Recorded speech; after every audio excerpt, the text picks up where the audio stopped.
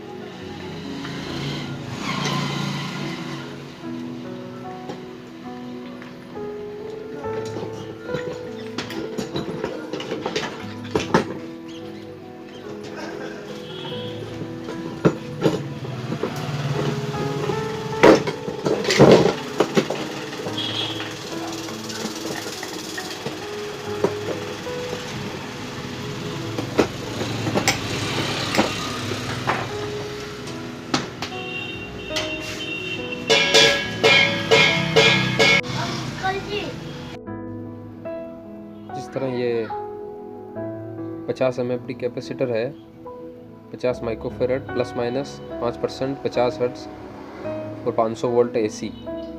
Flask company का है flask capacitor.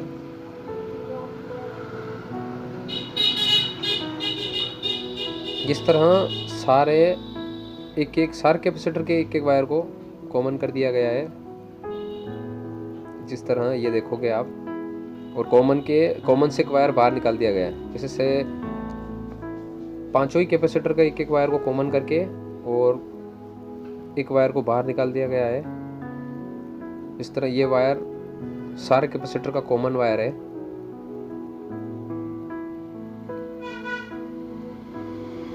ये स्विच है 16 एम्पियर हैवी स्विच है।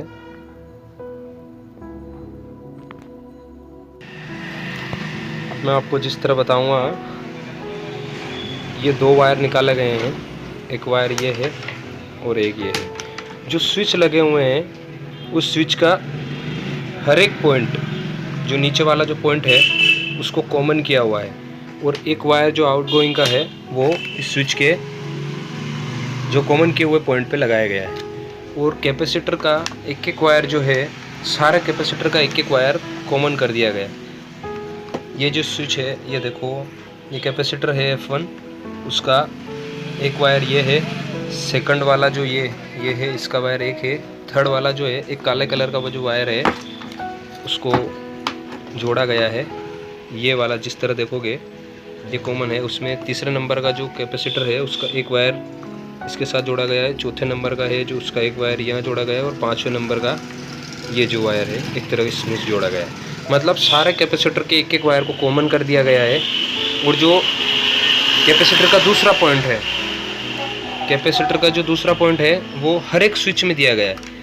F1 का जो देखोगे आप ये दिया गया है, F2 का ये दूसरे नंबर का जो पॉइंट है एक कॉमन कर दिया गया है, दूसरा स्विच के साथ दे दिया गया है। इसी प्रकार तीसरे नंबर, चौथे नंबर और 5वें नंबर का, ये चौथे नंबर का आप जिस तरह एक कॉमन कर दिया गया है, दूसरा इस स्विच के आउटगोइंग पे दिया गया। उससे क्या होगा, जिस तरह हम स्विच को ऑन करेंगे, जिस तरह स्विच को ऑन करेंगे तो आपका ये जो सप्लाई रहेगी वो सप्लाई इस कैपेसिटर में होते हुए, इस स्विच के थ्रू होते हुए आपकी जो कॉमन वायर है उसके थ्रू निकल जाएगी। मतलब 2 वायर इसमें बाहर निकाले गए हैं, ये दोनों वायर, और एक स्विच को हर एक कैपेसिटर के एक पॉइंट को स्विच पे दिया गया है, और दूसरे वाले पॉइंट सारों को कॉमन कर दिया गया। कॉमन करके एक वायर निकाला गया है जो आउटगोइंग है। किसको भी ले सकते हैं, इसको इनकमिंग आउटगोइंग दोनों में से किसी के वायर को भी काम में ले सकते हैं। ये अलग अलग स्विच है, 50 mFD के 5 कैपेसिटर हैं, 5 स्विच है। ये जिस तरह देखोगे आप, क्लिप कर दिया गया है इसको चारों तरफ से, ये भी क्लिप लगा दिया गया है। ये दोनों तार निकले हुए हैं जो इनकमिंग आउटगोइंग है, ये इसके हुक है पकड़ने का।